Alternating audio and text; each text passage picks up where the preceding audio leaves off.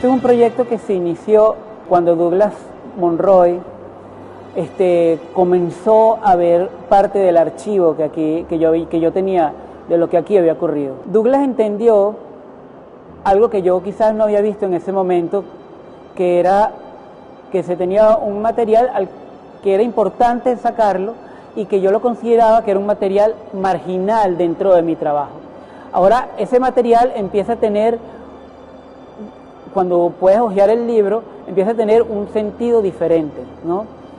Que además yo creo que eso es una de las funciones del editor, finalmente. Él se dio cuenta de algo que inclusive uno mismo ni lo tomaba en cuenta, porque yo venía muy centrado en mi forma de ver, que es a través de los vestigios de las cosas que van ocurriendo, y es esa reconstrucción.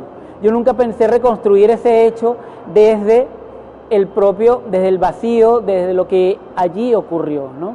La otra integrante de este proyecto es Sila Rojas, que empezó durante 2 años a quitar y mover imágenes para que esas imágenes tuvieran el sentido final que tienen en el libro.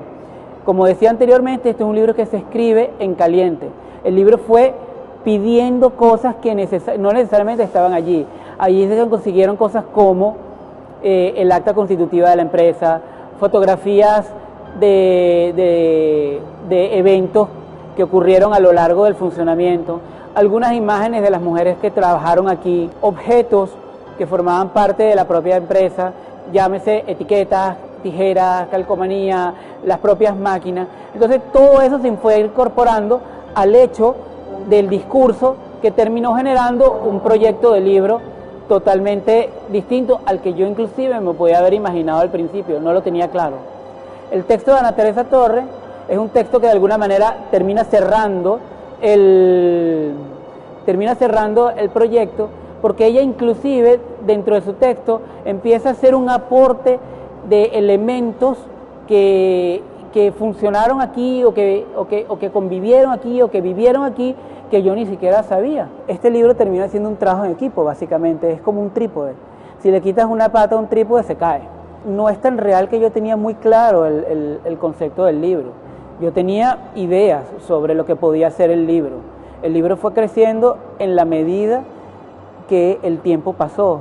Son 2 años y entonces te das cuenta que en 2 años el libro terminó teniendo cada palabra convertida en imagen, tuvo su espacio dentro de ese gran texto que termina siendo el libro, ¿no? Me decía Gerardo Sabarce cuando empezamos a trabajar el libro desde las sillas, ¿no? Aquí hubo que fracturar una familia. Cuando tú tienes personas que tienen 20 años, 15 años, 12 años, 5 años trabajando aquí, que se sientan unas al lado de otro, aquí se conforma una comunidad que va más allá del propio hecho del trabajo. Esa comunidad forzosamente se tuvo que disolver.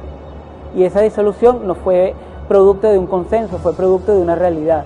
Esa realidad quebró una familia. Y eso se genera a través de un hecho de violencia. Tú tuviste que obligar a unas personas que estaban contentas con su trabajo a no venir más para acá, porque simplemente ya esto era un proyecto que no podía seguir. Entonces allí se produce un hecho de violencia. Es una violencia mucho más soterrada, silenciada, pero está ahí. Usier termina convirtiéndose en una palabra que no tiene sentido, no tiene significado, como lo que aquí pasó. Aquí estamos ya viendo un proceso en lo que estamos sobre las ruinas de lo que quedó. De eso se trata Usier. Usier es básicamente la forma de conceptualizar esas ruinas, de conceptualizar algo que no debió pasar.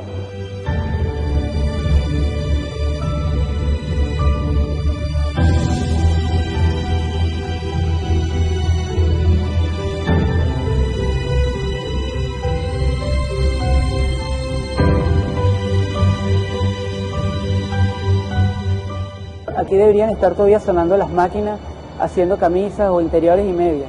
Aquí lo único que suena es el ruido que llega afuera, es el silencio, es la lucha entre el espacio vacío y lo que sigue ocurriendo allá afuera.